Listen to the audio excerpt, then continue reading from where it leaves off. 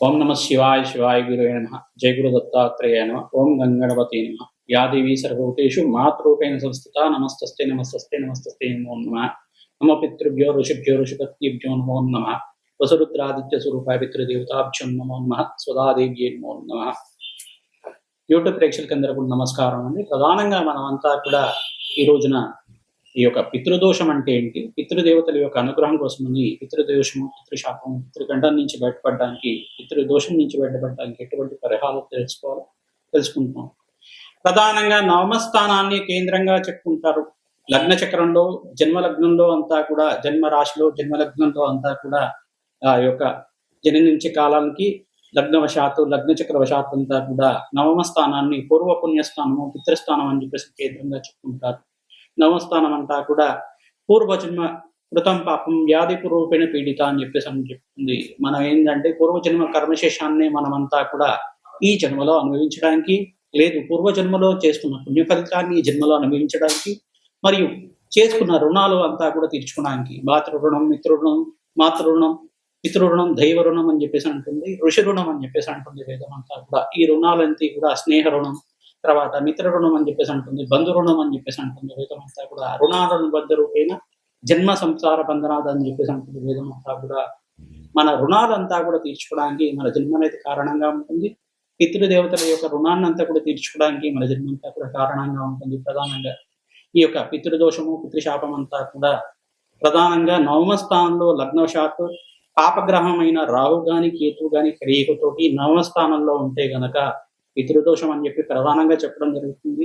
లేదు ఈ యొక్క ఇంకో కోణంలో అంతా కూడా శనీశ్వరుడి యొక్క దృష్టి అంతా కూడా సూర్య భగవానుడి మీద ఉంటే కనుక నవమ స్థానంలో కానీ ఈ యొక్క తన యొక్క త్రిపాద దృష్టితో అంతా కూడా సూర్య భగవాన్ని చూస్తూ ఉంటే కనుక ఈ యొక్క పితృదోషం అని చెప్పి, పితృశాపం అని చెప్పి, ఈ యొక్క సూర్య భగవానుడు కానీ చంద్రుడు కానీ అంతా కూడా మనకి పాపగ్రహాలతో కలిగి నవమ స్థానంలో ఉంటే కనుక పితృదోషము, పితృశాపం అని చెప్పేసి అని అంటూ ఉంటారు.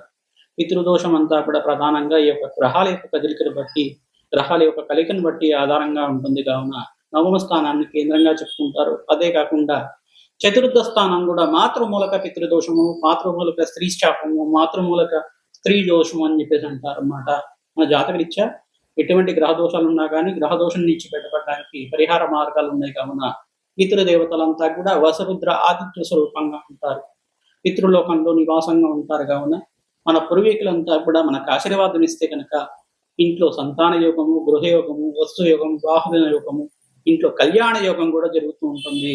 పితృదేవతలంతా కూడా ఈ యొక్క పితృదోషంలో ఉంటే గనక ఇంట్లో కళ్యాణ యోగం కాకుండా ఇంకా ఆలస్య కళ్యాణాలు అవుతూ ఉండడం కానీ, ఇంట్లో అకాల మరణాలు జరుగుతూ ఉండడం కానీ, చిన్న వయసులోని అకాల మరణాలు, పిల్లలు కానీ ఈ యొక్క అక్కలు కానీ, చెల్లెలు కానీ, తమ్ముళ్ళు కానీ అకాల మరణాలు చెందడం కానీ, కొడుకులు కానీ అకాల మరణం కానీ చెందడం కానీ, చిన్న వయసులోని ఈ యొక్క పెళ్లి అవ్వకుండానే కళ్యాణం చేసేవాళ్ళు కూడా పెళ్లి అవ్వకుండానే మనకి మరణాలు జరగడం కానీ జరుగుతూ ఉంటుంది. పితృదోషం అంతా కూడా, పితృదోషము, పితృశాపం అంతా కూడా జన్మ లగ్నవశాత్తు ఆధారపడి ఉంటుంది. కావున జాతకరీత్యా ఎటువంటి పరిహారాలు చేసుకుంటే మన పితృదోషం నుంచి బయటపడతారని చెప్పేసి మోక్షనార బడి విధానం అని చెప్పేసి పూర్వీకులంతా కూడా చెప్పడం జరిగింది. మనంతా కూడా ఈ యొక్క మోక్షనారాయణ బలి విధానంలో ఈ యొక్క గోకర్ణంలో అంతా కూడా ఎవరైతే మోక్షనారాయణ బలి విధానం ఆచరించుకుంటారో పితృదోషం నుంచి బయటపడి పితృదేవతల ఆశీర్వాదం వల్ల ఇంట్లో శుభకార్యాలు జరగడానికి కానీ, విద్య కానీ, ఉద్యోగం కానీ, విదేశీయానం కానీ, వాహన యోగం కానీ,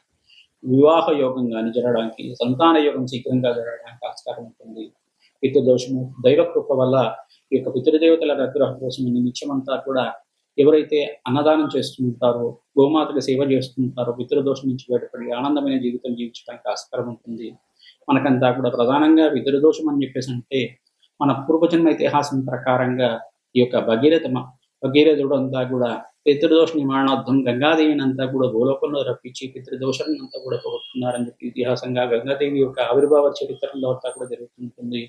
ఈ యొక్క బ్రహ్మ యొక్క ఆదేశం మేరకు అంతా కూడా బ్రహ్మ కోసం తపస్సు చేసిన భగీరథుడు అంతా కూడా తన యొక్క పితృదేవతలంతా కూడా పాతాళ లోకంలో 64,000 వయస్క దుప్పుల్లాగా పడిపోయి ఉన్నారని చెప్పేసి ఆ పూర్వీకులంతా కూడా మనశ్శాంతి కలిగే విధంగా, ఆత్మశాంతి కలిగే విధంగా ఈ యొక్క పూర్వీకులంతా కూడా పుణ్యలోకంలో స్థిర నివాసం ఉండే విధంగా, బ్రహ్మలోక ప్రాప్తి, మోక్షలోక ప్రాప్తి కలిగే విధంగా గంగాదేవిని అంతా కూడా పాతాళ లోకంలో రప్పించాలని ఘోరమైన తపస్సు ఆచరించారనమాట.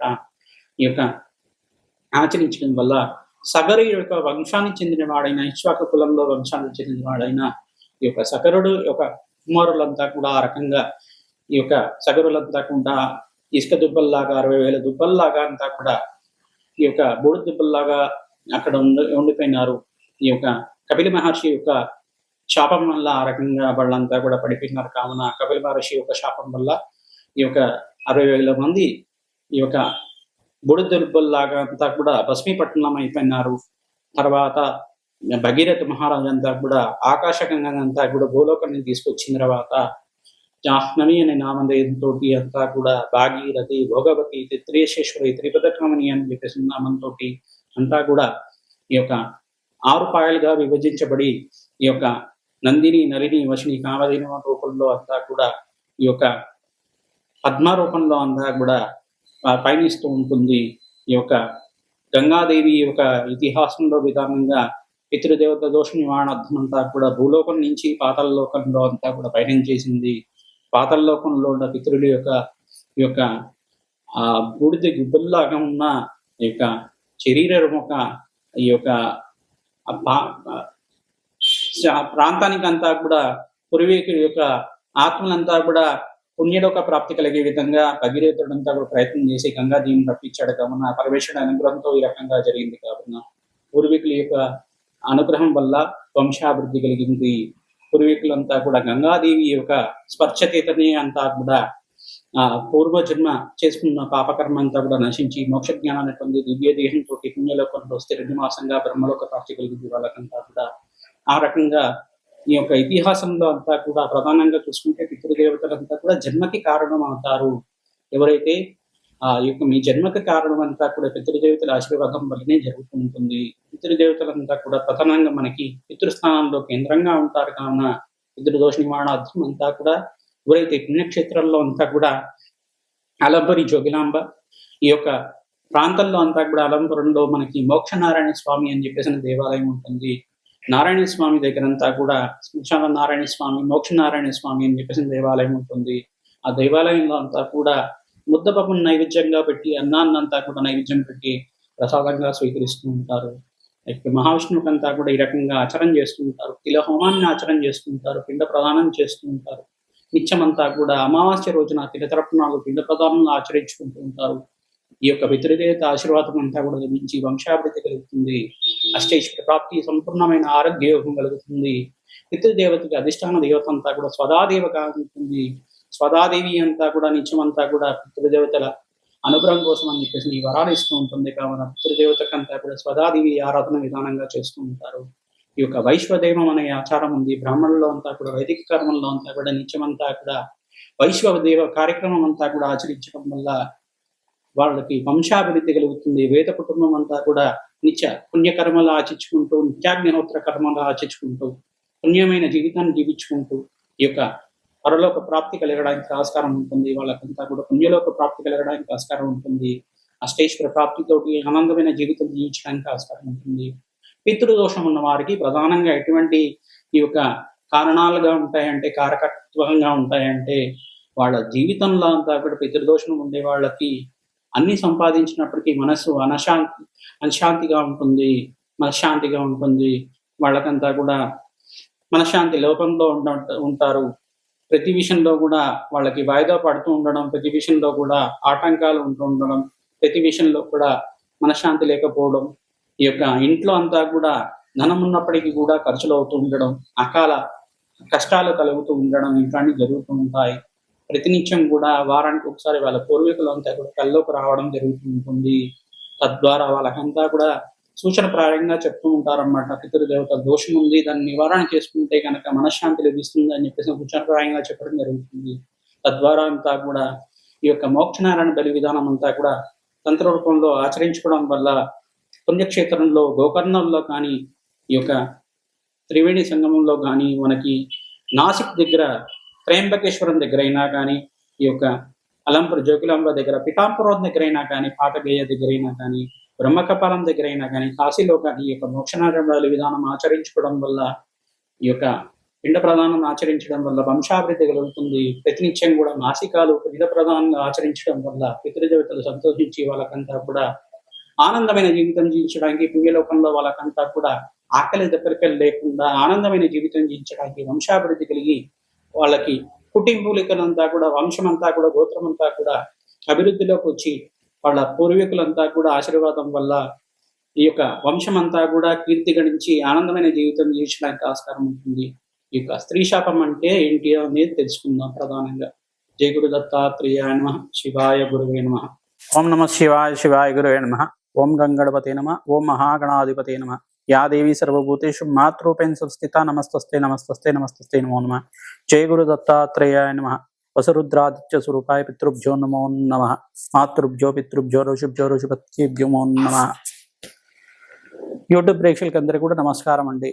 ఇప్పుడంతా కూడా మనం పితృదేవతల యొక్క దోషము, పితృదేవతల దోష నివారణార్థం అంతా కూడా పితృదేవతల అనుగ్రహం ఏ రకంగా పొందాలి, ఈ యొక్క దోష నివారణార్థం అంతా కూడా ఏ రకంగా ఆచరించుకుంటే మనం పితృదేవత యొక్క శాంతి కలిగి వంశాభివృద్ధి కలుగుతుంది, మనోవాంఛలంతా తిరిగి సుఖమైన జీవితం జీవించడానికి, భోగభాగ్యమైన జీవితం, అష్టైశ్వర్య ప్రాప్తి కలిగే విధంగా ఇంట్లో అశాంతి అంతా కూడా తొలగిపోయి ఆనందమైన జీవితం జీవించడానికి ఆస్కారం ఉంటుందో తెలుసుకుంటున్నాం. ప్రధానంగా చూసుకుంటే బ్రహ్మకృత పితృస్తోత్రం అనే స్తోత్రం ఉంటుంది. ఎవరైతే ఈ యొక్క యూట్యూబ్ ఛానల్ చూస్తున్నప్పుడు మీకంతా కూడా లింక్లో పెడతాం జరుగుతుంది. బ్యాక్గ్రౌండ్లో అంతా కూడా ఈ యొక్క బ్రహ్మకృత పితృస్తోత్రం అంతా కూడా చెప్పడం జరుగుతుంది. ఆ యొక్క పితృస్తోత్రం అంతా కూడా చూసి డౌన్లోడ్ చేసుకొని మీరంతా కూడా పితృస్తోత్రాన్ని నిత్యం పఠనం చేసుకోవడం వల్ల పితృకార్యాలు శ్రాద్ధ కర్మలు చేసుకునేటప్పుడు కానీ, అమావాస్య పూట అయినా కానీ ప్రతినిత్యం కూడా ఫోటో ముందు పితృదేవతల యొక్క ఫోటో ముందు అంతా కూడా మననం చేసుకుంటూ నమస్కారం చేసుకుని పితృస్తోత్రం అంతా కూడా బ్రహ్మచేత రచించబడిన పితృస్తోత్రం అంతా కూడా చదవడం వల్ల, మననం చేసుకోవడం వల్ల, వినడం వల్ల కూడా సకల గ్రహదోషాలు తీరి పితృదోషము, పితృశాపం నుంచి బయటపడి శతసహస్ర అశ్వమేధ యాగాదులు చేసుకున్న 1,000 రెట్లు పుణ్యప్రాప్తి కలుగుతుందట. 1,000 యజ్ఞాలు చేసుకున్న పుణ్యఫలితం కలుగుతుందట.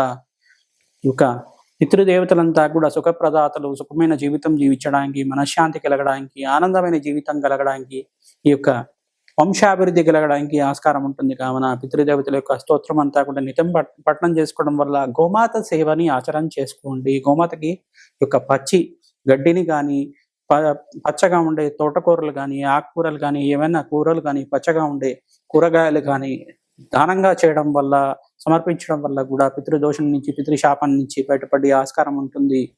గోమాతకంతా కూడా 6 నెలల గ్రాసాన్ని ఎవరైతే దానంగా ఇస్తూ ఉంటారో, నిత్యమంతా గోమాత సేవలో జీవనాన్ని గడుపుతూ ఉంటారో, గరుకు స్తంభాన్ని అంతా కూడా స్థాపన చేయాలి అని చెప్పేసి ఉంటుంది వేదం అంతా కూడా. గరుకు స్తంభం అని చెప్పేసి గోమాతకి దురద వస్తే ఈ యొక్క గరుకు స్తంభం దగ్గర అంతా కూడా దాని సేద తీరుతుంది. కావున గరుకు స్తంభం దగ్గర అంతా కూడా అనంతమైన పుణ్య ప్రాప్తి కలుగుతుంది. గోవక రోమాలంతా కూడా ఎన్నైతే ఈ యొక్క గరుకు స్తంభం దగ్గర సేద తీరినప్పుడు పడతాయో అన్ని వేల కోట్ల జన్మలంతా కూడా, అన్ని వేల కోట్ల సంవత్సరాల దాకా పితృదేవతలంతా కూడా శాశ్వత బ్రహ్మలోక ప్రాప్తి, వంశాభివృద్ధి కలుగుతుంది, అష్టైశ్వర్య ప్రాప్తి కలుగుతుంది. 1,000 జన్మలంతా కూడా చేసుకున్న పాపం అంతా కూడా నశించి గరుక స్తంభాన్ని అంతా కూడా స్థాపన చేసిన వాళ్ళకి గోలోక ప్రాప్తి కలుగుతుంది.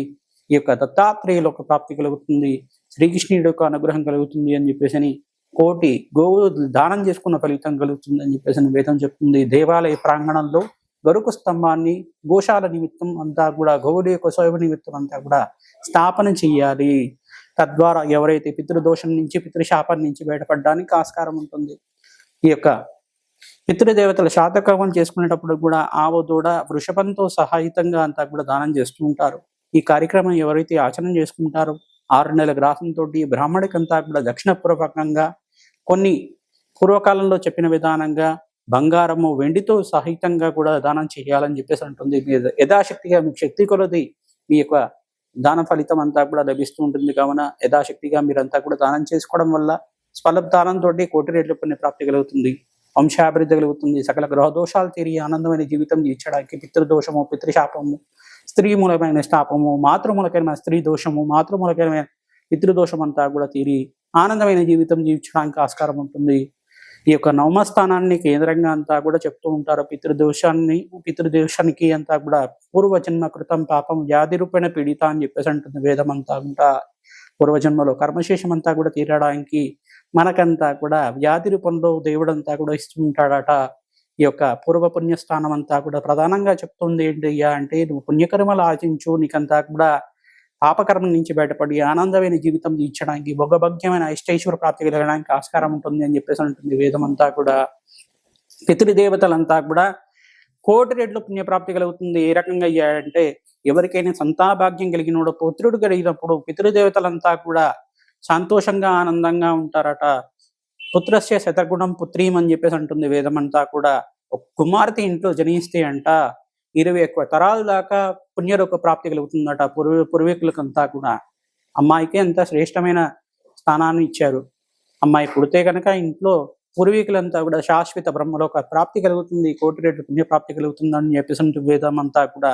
పుత్రుడంతా కూడా పున్నామనకాల నుంచి బయటపడేవాడుగా ఉంటాడు, వంశాభివృద్ధికి కారణంగా ఉంటాడు. కావున పితృదేవతల కార్యానికి అంతా కూడా పుత్రుడు కారణంగా ఉంటాడు. కావున అన్నదమ్ముల సత్యత లోపిస్తుంది. పితృదోషం ఉండే వాళ్ళకి ప్రధానంగా ఇంట్లో సంతానం ఉన్నప్పటికీ కూడా అకాల మరణాలు జరగడం కానీ, ఈ యొక్క అనారోగ్య ఇబ్బందులు, దీర్ఘకాలిక అనారోగ్య ఇబ్బందులతో ఉండడం కానీ, మెంటల్టీ రిటార్డెడ్గా ఉండడం కానీ, ఈ యొక్క కొంచెం డిసబిలిటీతో పుట్టడం కానీ జరుగుతూ ఉంటుంది. తద్వారా అంతా కూడా పితృదోషం నుంచి బయటపడడానికి, ఈ యొక్క పితృశాపం నుంచి బయటపడడానికి శ్రాద్ధ కర్మలు నిత్యం నిర్వహించడం వల్ల, అమావాస్య రోజున ఈ యొక్క బ్రాహ్మడికంతా కూడా పితృదేవతల ప్రీతికరంగా ఈ యొక్క స్వయంపాక దానాన్ని అంతా కూడా దానం చేసుకోవడం వల్ల, వస్త్రదానాన్ని దానం చేసుకోవడం వల్ల, కూష్మాండ దానాన్ని చేసుకోవడం వల్ల కూడా సకల గ్రహ దోషాలు తిరిగి పితృదోషము, పితృశాపము, ఈ యొక్క మాతృమూలమైన శాపాలంతా కూడా తిరిగి ఆనందమైన జీవితం జీవించడానికి ఆస్కారం ఉంటుంది.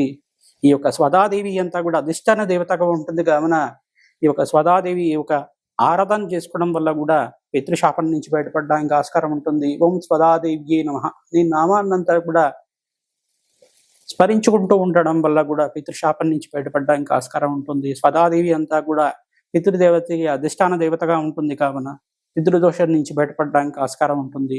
సకల గ్రహ దోషాల నుంచి బయటపడడానికి పితృదేవతల అనుగ్రహం కోసం అని చెప్పేసి ఈ యొక్క యూట్యూబ్ ఛానల్ అంతా కూడా మీరు విని ఈ యొక్క సకల గ్రహదోషాల నుంచి బయటపడడానికి ఆస్కారం ఉంటుంది. కావున వ్యక్తిగత జాతకాల్లో సందేహాలు ఉంటాయి కనుక, జ్యోతిష్ సంబంధమైన సందేహాలు ఉంటాయి కనుక, మా యొక్క వాట్సాప్ నెంబర్కి అంతా కూడా మీ డీటెయిల్స్ అంతా కూడా మెసేజ్ చేస్తే మీ యొక్క జాతకం అంతా కూడా విశ్లేషణ చేసి మీ పరిహారాలంతా కూడా వ్యక్తిగతంగా చెప్పడం జరుగుతుంది. అపాయింట్మెంట్ తీసుకొని మీ జాతకం అంతా కూడా చెప్పడం జరుగుతుంది. జయ గురు దత్తాత్రేయ నమః. శివాయ గురువే నమః. శ్రీమాత్రే నమః.